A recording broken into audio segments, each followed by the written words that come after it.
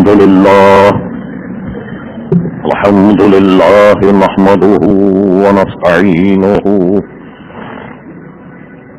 ونستغفره ونؤمن به ونتوكل عليه ونعوذ بالله من شرور أنفسنا ومن سيئات أعمالنا من يهده الله فلا مضل له ومن يضلله فلا هادي له ونشهد أن لا إله إلا الله وحده لا شريك له ونشهد أن سيدنا ومولانا محمدا عبده ورسوله أرسله بالحق بشيرا ونذيرا صلى الله تعالى على خير خلقه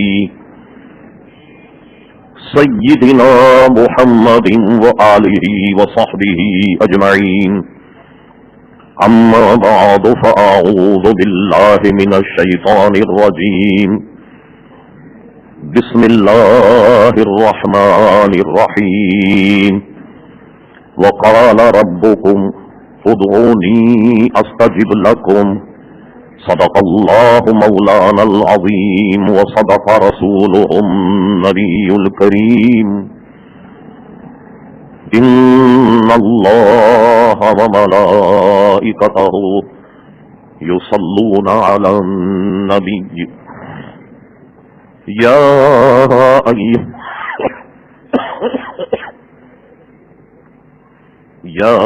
أيها الذين آمنوا صلوا عليه وسلموا تسليما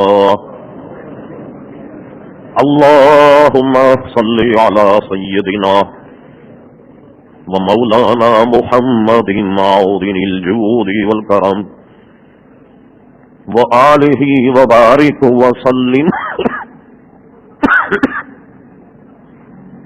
صلاة وسلاما عليك يا سيدي يا رسول الله.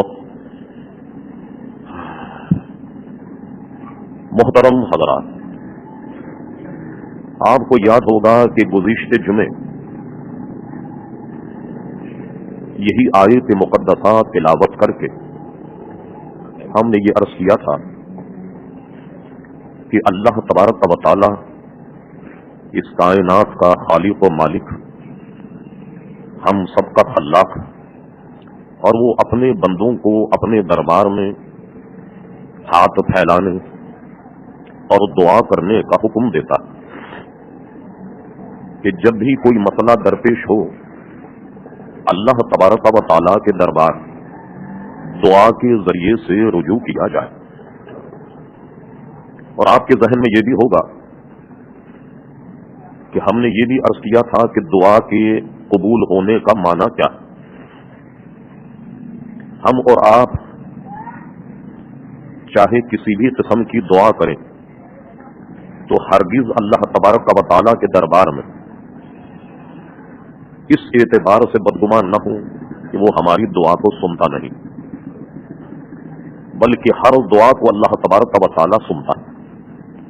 جیسا کہ آپ نے گزشتہ سنا، تاکہ وہ مضمون آپ کے ذہن میں رہے تو آگے جو بات عرض کی جائے وہ ذہن میں ترتیب وار مرتب ہوتی رہے.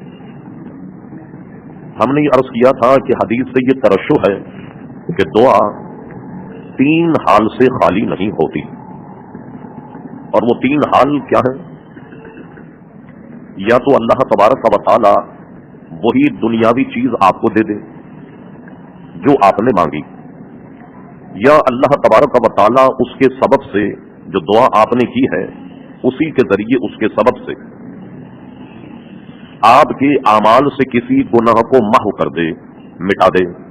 ایک معنی اس کا یہ، اور تیسرا معنی اس کا یہ ہے کہ جو آپ نے طلب کیا وہ بھی اللہ تعالیٰ آپ کو نہ دے، اور کوئی اس کے عوض میں گناہ بھی معاف نہیں ہوا، تو तीसरा माना इसका दुआ कबूल होने का यह है कि अल्लाह तबारक व तआला आपकी आमाल नामे में उस दुआ की बरकत और उसका एवज अजरो सवाब लिख दे। और जब अजरो सवाब लिख दे तो ये भी हमने अर्ज किया था कि कल क़यामत में जब आमाल का वजन होगा, बंदा जब अपने आमाल नामे में इतने बड़े बड़े सवाब और अजर को जब खुद देखेगा, तो जब वो देखेगा तो ये गुमान करेगा कि मैंने इतना बड़ा सवाब का काम कभी भी नहीं किया। तो वो ये कहेगा कि मौला ये तो मेरा आमाल नामा नहीं, इसलिए कि मुझे तो याद है कि मैंने कभी इतना बड़ा काम नहीं किया।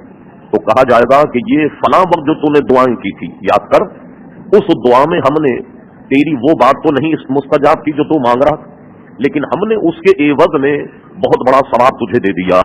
तो उलमा ने लिखा कि वो आदमी हसरत करेगा कि काश मेरी कोई दुआ दुनिया में कबूल नहीं होती और सबका अजरो सवाब ही मुझे क़यामत में मिल जाता। तो ये दुआ के कबूल होने के माना।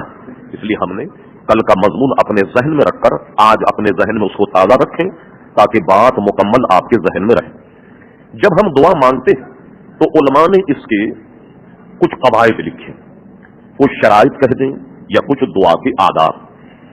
हजरत अल्लामा मौलाना मुहक्किक नकी अली खां रहमतुल्लाह तआला जो आला हजरत के वालिद माजिद, उन्होंने इसी उन्वान पर जो किताब लिखी उसने इसके 51 आदाब नकल किए कि जब आदमी दुआ करे तो उसके आदाब 51 हैं, 5 और 1। आला हजरत सादले बरेलवी ने ज़ैलुल मुद्दा जो इस पर हाशिया लिखा तो फरमाया फकीर ने 9 और बढ़ा दिए। क्या मतलब हुआ कि जब आदमी दुआ करे तो दुआ करने से मुतालिक शराइत, उसके जवाबी और उसके आदाब सब मिलाकर के 60 हैं। अब जाहिर है कि एक एक कायदे पर अगर कलाम किया जाए तो कितना वक्त लगेगा। एक एक अदब को अगर जेर बहस लाएं तो बेशुमार उसकी शरई की राहें अलग निकल जाएंगी। इसलिए हम उसको तलखीस करते हैं कि आम आदमी अपनी दुनियादार मसरूफियत में उसको समझ भी ले और जब वो अल्लाह तबारक व तआला के हुजूर दुआ करे तो उन आदाब को वो बजा लाए। असल में ये जो 60 आदाब लिखे गए, इसमें मफहूम ये है इसका कि जब बहुत बड़ी कोई मुश्किल दरपेश हो और अल्लाह तबारक व तआला के दरबार में हाजिर होना हो तो इन 60 आदाब को बजा लाए तो इंशाअल्लाह वो बात उसकी पूरी हो जाएगी कि जो वो अल्लाह ताला के दरबार में मांगना चाहता है। एक बात, और हमारे यहाँ हम जिस दुआ को लेते हैं वो आम अवाम की दुआ, जैसे नमाज के बाद में हम करते हैं, कोई बीमार हो जाए तब हम करते हैं, किसी पर कोई आफत आ जाए तो हम करते हैं। तो जरा सा इसको दूसरे खाने और दूसरे दर्जे में रखिए। लेकिन बाज ऐसी शराइत हैं कि जो सबको हामिल, यानी मिसाल के तौर पर दुआ करने के लिए तहारत का होना, यानी आदमी का पाक होना, और वो दुआ को ज्यादा से ज्यादा मुस्तजाब बनाना चाहता है तो उसका एक तरीका ये बताया कि दुआ करने से पहले कुछ खैरात कर दे, बवुजू हो, और जो दुआ वो मांगना चाहता है तो पहले 2 रकअत नमाज नफल पढ़ ले, फिर उसके बाद में 2 जानू होकर के बैठे और 2 जानू होकर बैठने के बाद अपने तमाम आज़ा को, जितने भी उसके बदन के आज़ा हैं उनको खाशे करे। क्या मतलब कि उसके बदन के हर उस से ये मालूम हो कि उस पर खशियत तारी है, यानी खुलूस से भरा हुआ है, और तमाम चीजों को दिल से निकाल कर महज वो चीज जहन में रखे जो अल्लाह तबारक व तआला से वो अजीजान गिरामी तलब कर रहा है। फिर इसने उलमा ने इसके तरीके पर बहुत बहस की, जो बहुत लंबी बहस, कि जब वो दुआ करे तो हाथों को कैसा रखे, इस पर भी बहुत बड़ी शरह मुहद्दिसीन की है जिसकी तलखीस इमाम अहले सुन्नत ने बयान फरमा दी। उसमें उमूमन 3-4 बातें हैं। वो ये है कि इन कवायद को बजा लाने के बाद में हाथ को किस तरीके से उठाए। तो ये मैं अगरचे हमारी यहाँ हर साल इसी उन्वान पर एक जलसा होता है, उस जलसे का नाम ही दुआ। जाहिर है कि बहुत सारे मामला तो वहां जेर बहस आते हैं, लेकिन उमूमन जो हमने इसको छोड़ दिया और इससे एक बहुत बड़ा फायदा जिससे हम सरफे नजर किए हुए हैं, तो किस कदर खैर को हमने पसे पूछ डाल दिया। यानी गुफ्तगू का मतलब ये कि उसको हम अपनाएं। उसमें जब अल्लाह से मांगे तो किस तरीके से मांगे। हुजूर सल्लल्लाहु अलैहि वसल्लम से ये 3-4 मकाम साबित है कि ऐसे मांगा जाए। एक तो ये कि अपने हाथों को सीने के मुकाबिल करें, जब वो हाथ फैलाए तो सीने के मुकाबिल करे, एक ये कि चेहरे के मुकाबिल करे, चेहरे की सीध में। और हदीसों में आया जो सिहा सित्ता में मौजूद, हुजूर अलैहिस्सलातु वस्सलाम ने इस्तिस्का में या ज्यादा क्रिया की तो अपने हाथों को एक मरतबे, सिहा में यह हदीस है कि इस्तिस्का यानी बारिश के सिलसिले में हुजूर ने दुआ फरमाई तो अपने हाथों को इतना बुलंद किया कि सहाबा किराम अलैहिमुर रिदवान हुजूर की जब मुख्तलिफ कैफियतों को बयान करते तो कभी वो चेहरे की तारीफ करते, कभी हुजूर की दीनी मुबारक यानी नाक की तारीफ करते, कभी निगाहों की तारीफ करते, कभी हुजूर के भवों की तारीफ करते। तो इस मौके पर रावी कहते हैं कि हुजूर ने जब हाथ इस कदर बुलंद उठाए, यानी पूरे हाथ उठा दिए, जब हुजूर को हमने हाथ उठाते हुए देखा, जरा बस यहीं ठहर जाइए, हम और आप कोई कपड़ा इस्तेमाल करते और अगर हम इस तरीके से बगल उठा दें तो हमारी यहाँ बगल की गंदगी जाहिर होने लग जाती। हम देखा कि आदमी जब नहाता धोता है तो कम से कम बगल में कोई पाउडर या जनाब सैंड, जो आजकल एक शैतानी चरखा निकले, उसको पुश तरीके से 2-4 दफे मारकर और फिर जनाब वो कपड़ा पहनता। ये अलग बहस है कि सैंड का हुक्म क्या है। जैसे ही हम बगल उठाएं तो आम कपड़ों में हमारी बगल आपको गंदी नजर आएगी, जिस कपड़े को मुसलसल पहनते। मौजूद है साहबा कहते हुजूर ने इतने हाथ उठाए कि आपकी बगल की सफेदी चमकने लगी, यानी नूरानियत थी हुजूर अलैहिस्सलातु वस्सलाम के बगल में। इसलिए बाद रिवायतों में आया कि हुजूर अलैहिस्सलाम के बदन जो है वो ऐसे मैले नहीं होते कपड़े जैसे कि हमारे कपड़े मैले होते, कभी मैले नहीं होते। और उसलिए कि अल्लाह ताला ने उन तमाम अवारिस से हुजूर अलैहिस्सलाम को अपने करम से महफूज रखा। देख तो ये कि आपके और हमारे बदन से जब बू आती, कपड़ा मैला होता, तो उसका सबसे बड़ा सबब जो है वो पसीना है, वो पसीना है। और हुजूर अलैहिस्सलाम के पसीने में इतनी खुशबू है कि कहा जाता है कि हुजूर अलैहिस्सलाम से खातून ने कहा कि मेरे यहाँ बच्ची की शादी, तो हुजूर अलैहिस्सलाम सख्त गर्मी में थे और आप अपने बदन से पसीना निकाल कर उसको शीशी में भर करके दे रहे थे। और वो पसीने की खुशबू, ये तमाम असर, ये सब के सब उसके आगे बिल्कुल बेकार। बल्कि अल्लामा नूर व तवक्कुली जो लाहौर के रहने वाले थे और पाकिस्तान बनने से कोई 1 साल कबल उनका लाहौर में इंतकाल हुआ, बहुत बड़े मुहक्किक थे।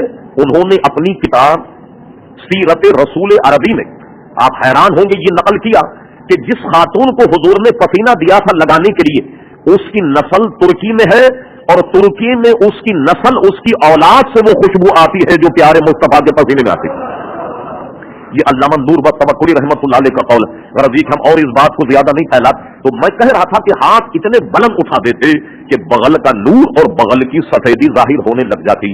जब पसीना हुजूर अलैहिस्सलातु वस्सलाम का मुअत्तर था तो जाहिर है कि मैला होने का सवाल ही पैदा नहीं होता। और ये तो आपने आपके फज़ाइल व मनाक़िब में सुना ही होगा कि जब हुजूर सल्लल्लाहु अलैहि वसल्लम कुछ लोगों को बगैर बताए मदीने शरीफ की गलियों में निकल जाते, तो बाद रिवायतों में है कि हमें और आपको कोई ढूंढे तो पूछे भाई मौलाना कहाँ गए, तो वो इधर से जाते हुए देखा तो आप इधर घुसेंगे, पता चला मौलाना से वहां कहीं और चले गए। अब आपको दूसरी गली में देख, तीसरी गली में देख।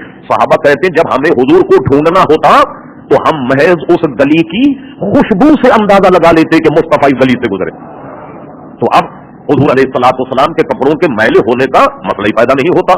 और ये तो वो या उन्वान हमारा नहीं, वरना हम बताते कि इस एतबार से हुजूर में क्या क्या इनफरादी पहलू है, बल्कि मक्खी भी हुजूर पर नहीं बैठती, इस कदर हाथ उठा लिया करते। तो या तो इस तरह हाथ उठाएं और या चेहरे के मुकाबिल करें या पूरे हाथों को बुलंद कर दें। एक बात तो ये। दूसरा ये कि एक सिहा सित्ता में हदीस है कि हुजूर सल्लल्लाहु अलैहि वसल्लम ने एक मरतबे इस्तिस्का की नमाज पढ़ी, यानी जब बारिश ना हो, जैसा कि आज आलम है सारे मुल्क में होना चाहिए। जब इस्तिस्का की हुजूर अलैहिस्सलातु वस्सलाम ने दुआ फरमाई तो ऐसे हाथ उठाए और हाथों को इस तरीके से उलट दिया। क्या मतलब हुआ? यानी चूंकि जमीन को सैराबी की जरूरत है, जमीन को पानी की जरूरत है, फसल और अनाज जमीन में उठता है, तो हुजूर अलैहिस्सलाम ने अपने हाथों को ऐसे उठाकर और इस तरीके से हाथों को पलट दिया। इसलिए कहा गया कि जब सैराबी के लिए दुआ की जाए, बारिश के लिए दुआ की जाए, तो दुआ के दौरान अपने हाथों को यूं पलट दिया जाए। मगर इमाम अहले सुन्नत ने अपने एक मकाले अबू दाऊद शरीफ की हदीस से इस्तेदलाल किया कि हुजूर अलैहिस्सलातु वस्सलाम ने हाथों को पलट कर और हथेलियों की पुष्ट से दुआ न मांगी जाए। तो तकनीक ये कायम हुई इसमें, यानी दरमियानी रास्ता, कि आम दुआएं तो आसमान की तरफ हाथ उठाकर की जाए और जमीन की सैराबी के लिए, इस्तिस्का के लिए, बारिश की जब दुआ की जाए तो दुआ मांगने पर हाथों को पलट दिया जाए। कभी ऐसा हुआ हुजूर चादर अपने गोया बदन पर डाले हुए, تو آپ نے دعا مانگتے مانگتے چادر کو اس طریقے سے پلٹ دیا. غرض یہ کہ جب استسقاء کی دعا ہو تو اس دعا کا ایک طریقہ یہ ہے کہ ہاتھوں کو اٹھا کر دعا کر کے اور اس کے ہتھیلیوں کو الٹا کر دیا جائے. یعنی کیا مطلب کہ ہم اس زمین کی سیرابی کے لیے گویا دعا مانگ رہے ہیں. ایسا بھی حدیثوں میں عزیزان گرامی آیا. غرض یہ کہ ان ساری باتوں میں ایک بات جو بڑی مرکزی ہے یہ تو آپ نے سمجھ لی. آدمی تمام دنیاوی معاملہ سے فراغت ہو جائے, اللہ کے دربار سے لو لگائے, اخلاص ہونا چاہیے, سادی دعا ہو وغیرہ وغیرہ, یہ تو بہت آسان چیز. ایک اور بات جو تیر بہ ہدف, یعنی دعا کے قبول ہونے میں اور دعا کے مسترد ہونے میں, اس میں مرکزی کردار جو ہے وہ لقمہ حلال کا بھی ہے. کیا مطلب ہوا؟ اس کو حدیث صریح میں یوں بیان کیا گیا کہ بہت سارے لوگ یا رب یا رب یا رب کہہ کر بڑی بڑی اوپر بلندی میں ہاتھ اٹھا کر اللہ سے دعا مانگتے ہیں, مگر اللہ تبارک و تعالی ان کی دعاؤں کو قبول نہیں کرتا ان کی دعاؤں کو قبول. اچھا, یہاں دعا قبول ہونے کا یہ مطلب اس ذہن میں رہے کہ اگر وہ دعا ان کی قبول نہیں ہوئی تو اس کا ثمر بھی نہیں ملے گا, یعنی گناہ بھی نہیں بخشا جائے گا, نیکیوں میں اضافہ بھی نہیں ہوگا, بلکہ دعا قبول ہونے سے متعلق جو 3 حال ہم پہلے بیان کر چکے, ان میں سے وہ کسی ایک حال کو بھی نہیں پائے گا. اس کی وجہ کیا ہے کہ حضور فرماتے جب آدمی یا رب کہہ کر میرے دربار میں ہاتھ اٹھاتا تو میں اس کی دعا کو اس لیے قبول نہیں کرتا کہ وہ دعا مستجاب کے لائق اس لیے نہیں کہ جو کپڑا پہنا ہوا ہے وہ حرام کا, جو اس کا بدن ہے وہ حرام سے پرورش ہوا, اور جو اس کے اندر لقمہ گیا وہ بھی حرام کا.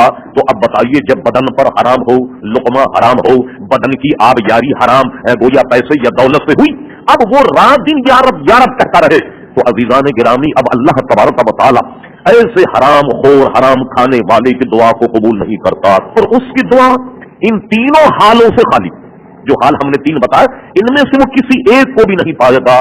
تو معلوم ہوا کہ دعا میں ایک سب سے بڑا عنصر قبول ہونے نہ ہونے میں روزی کی حلت و حرمت ہے.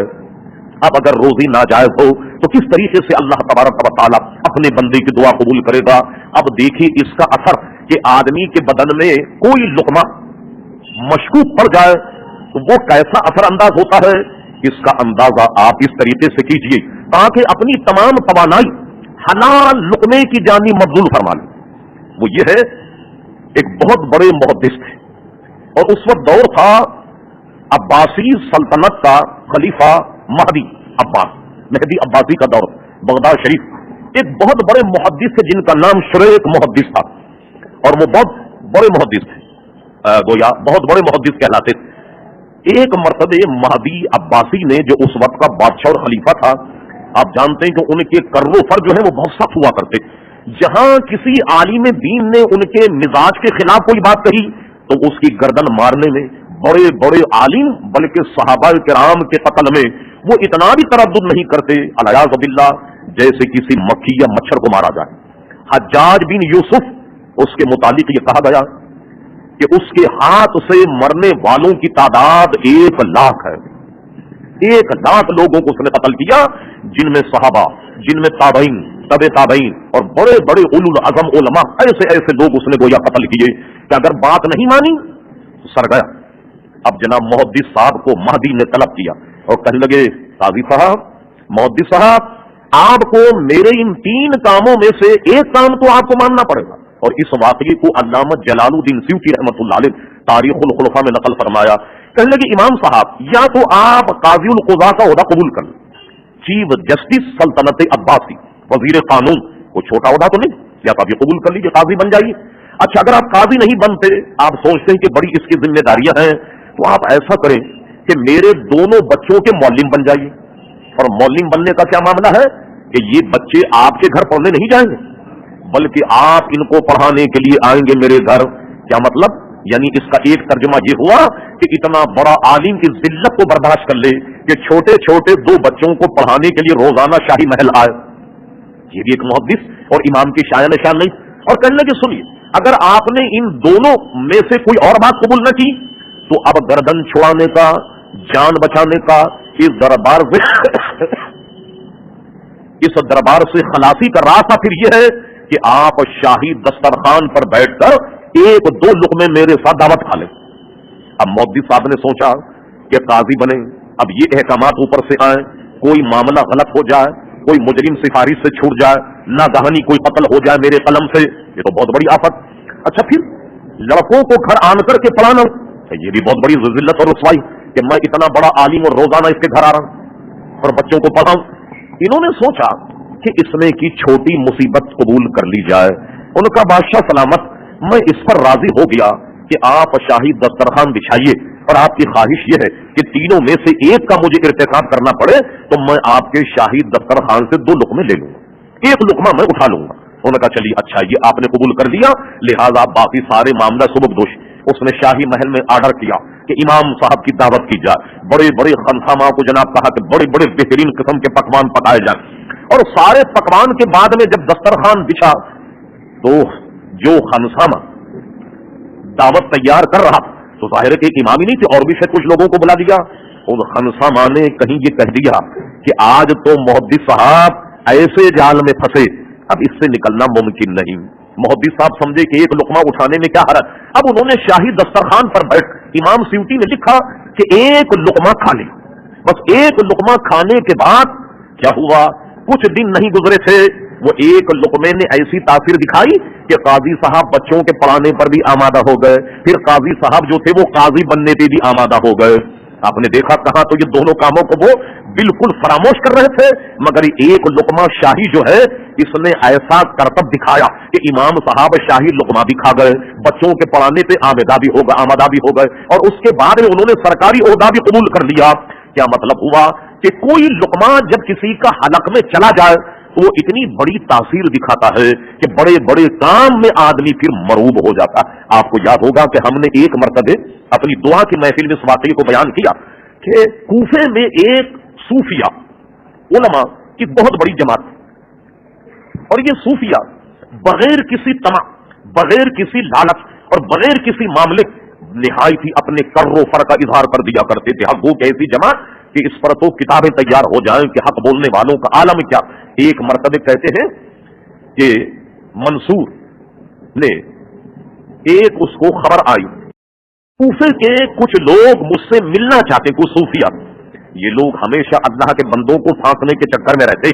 मंसूर ने सोचा कि वाह वाह, ये तो सूफिया ने खुद मुलाकात का वक्त मांगा। उन्होंने कहा पहली फुर्सत में सूफिया कहिए कि मुझसे फलां वक्त में मुलाकात कर ले। बादशाह सलामत ये समझे कि सूफी आएंगे तो एक कहेगा बादशाह साहब मैं मकरूज हूं, कर्ज अदा कर दिया जाए, दूसरा कहेगा कि कुछ जमीन दे दी जाए, तीसरा कहेगा कि साहब रहने के लिए मकान नहीं, मकान दे दिया जाए। अपनी सारी तैयारी से मंसूर सीट पर बैठ गया। उन्होंने कहा सूफिया को बुलाओ। तो देखिए उस जमाने के सूफिया का आलम क्या। जब वो दरबार में आए तो आने के बाद मंसूर ने कहा कि क्यों आए, किस लिए आए। सारे सूफिया ने एक जबान से कहा हम सिर्फ तुझे ये बताने के लिए आए हैं कि अय अबू जाफर, क्योंकि मंसूर की कुनियत अबू जाफर, अय अबू जाफर आज हम तुझसे सिर्फ ये बताने आए कि देख दुनिया तो तूने खूब कमा ली, सिर्फ आखिरत को भी कुछ कमाने पे लग जा, बस आखिरत की खबर देने हम तेरे पास आए हैं। सलाम वालेकुम ये कहकर सूफिया की जमात निकल गई।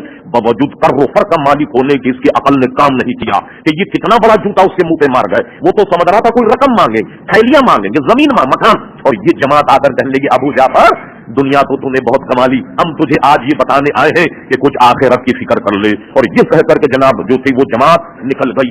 इसने जब कूफे का गवर्नर बनकर आया, गौर कीजिए हलाल और हराम का लुकमा कितना मुतासिर करता।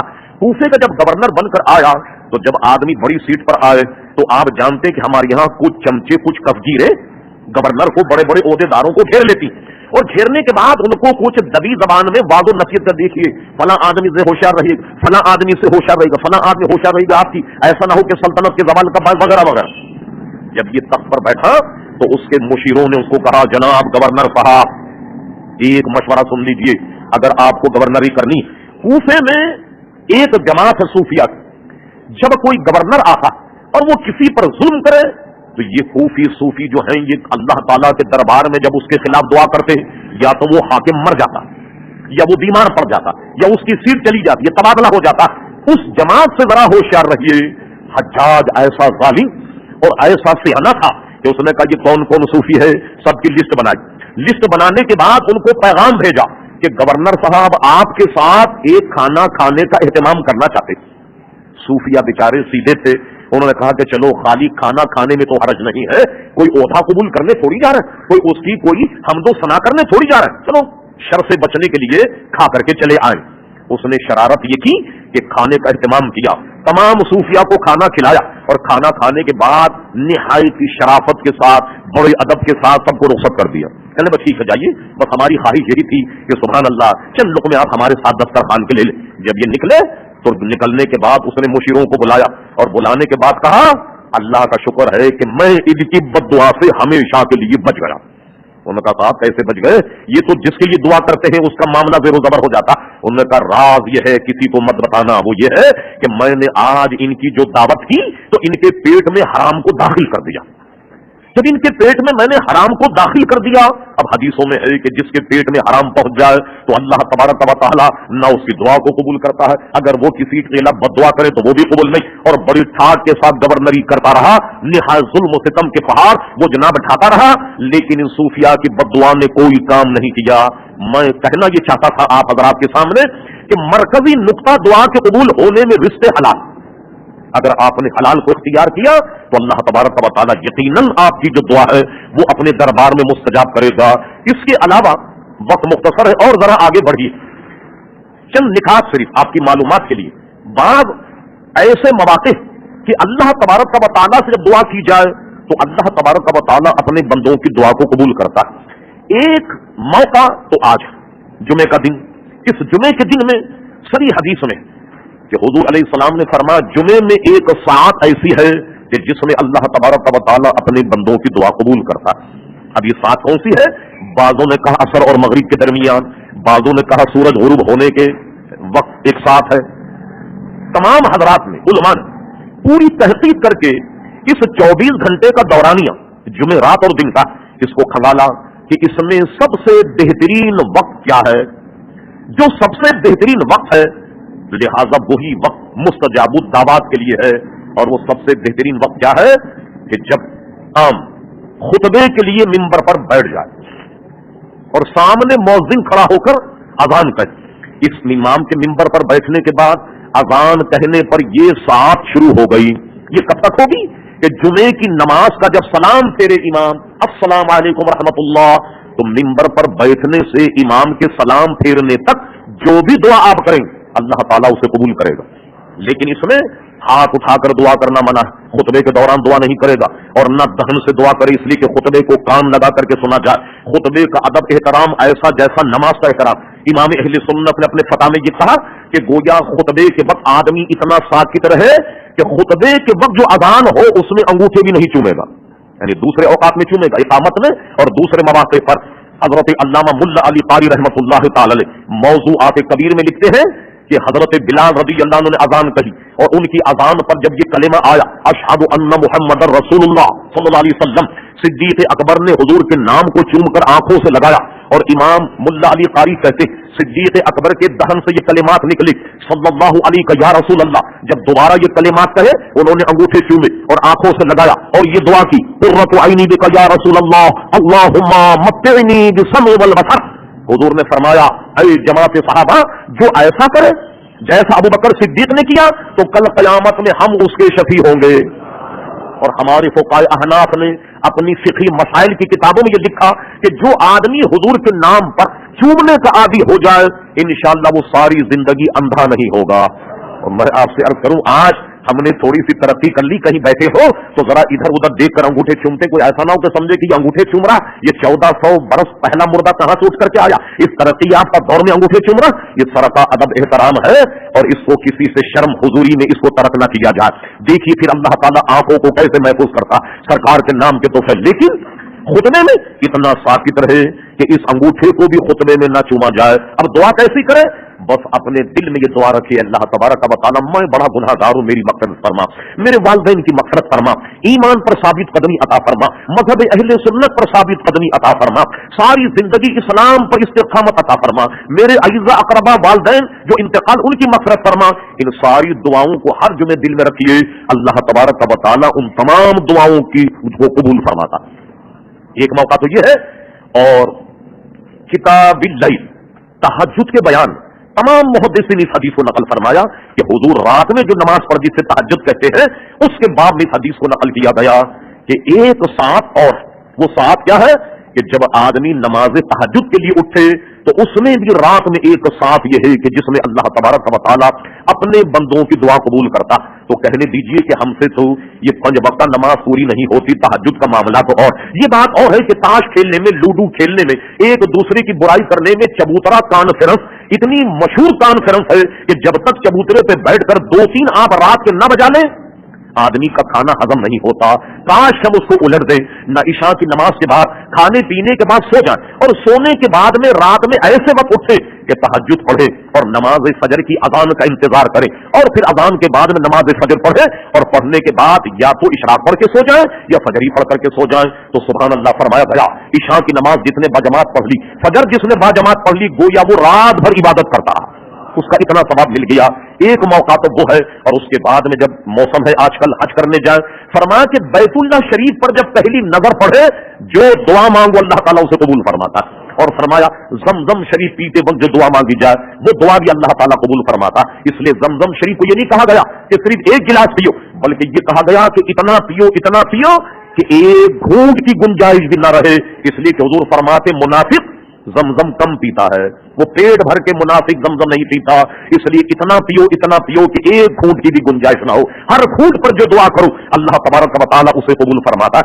और बातें तो बहुत कहनी है, एक और बारगाह बैतुल्लाह शरीफ में भी दुआ, पहली नजर पड़ जाए तो दुआ, और एक मरकज और मंबा कि जहां हर आदमी की, मुसलमान की दुआ कबूल होती, वो मरकज है कुरान मजीद फुरकान हमीद। उस मंबे, उस मरकज को यूं बयान फरमाया, वलौ अन्नहुम इज़ ज़लमू अनफुसहुम जाऊका फस्तगफरुल्लाह वस्तगफर लहुमुर रसूल लवजदुल्लाह तव्वाब रहीमा। ऐ मेरे महबूब सल्लल्लाहु अलैहि वसल्लम, लोग जब अपनी जानों पर जुल्म करें और वो तेरे दरबार में आ जाएं और तेरे पास आकर फस्तगफरुल्लाह, मुझसे मग़फ़िरत चाहे, और वस्तगफर लहुमुर रसूल, ऐ मेरे हबीब जब तू भी उनके लिए मग़फ़िरत चाहे, लवजदुल्लाह तव्वाब रहीमा, वो अल्लाह तबारक व तआला को उनके गुनाहों का बख्शने वाला मेहरबान पाएंगे। तो मालूम हुआ कि प्यारे मुस्तफा सल्लल्लाहु अलैहि वसल्लम का वो दरबार है कि जो दुआओं की कबूलियत का मरकज है।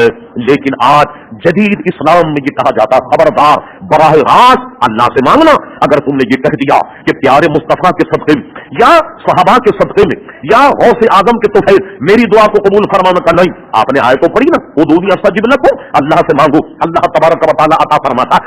बड़ी आसान सी बात है अगर आप समझने की कोशिश करें। अज़ीज़ान गिरामी, हम और आपसे सहाबाए किराम अलैहिम रिज़वान जो नबी करीम अलैहिस्सलाम के मिजाज शनाफत, जाहिर है कि तौहीद और रिसालत का मामला वो हमसे ज्यादा जानते। लीजिए बुखारी लोग बड़ा इसका नाम लेते, बुखारी शरीफ में बाब इस्तिस्का में यह हदीस मौजूद है। यानी क्या मतलब? वही बात कि जिसमें बारिश के लिए दुआ की जाए, बात इस्तिस्का में यह हदीस मौजूद है। हजरत उमर रज़ी अल्लाह अन्हु से लोगों ने बारिश की दुआ के लिए कहा, हुजूर कहत पड़ गया, जानवर जो है वो चरने के लिए चारा नहीं, सैकड़ों सौगतें आप दुआ कीजिए। हजरत उमर दुआ कर देते अल्लाह ताला के दरबार में, हमारा यकीन है कि बारिश हो जाए। मगर देखिए हजरत उमर ने हमें दुआ करने का तरीका क्या बताया?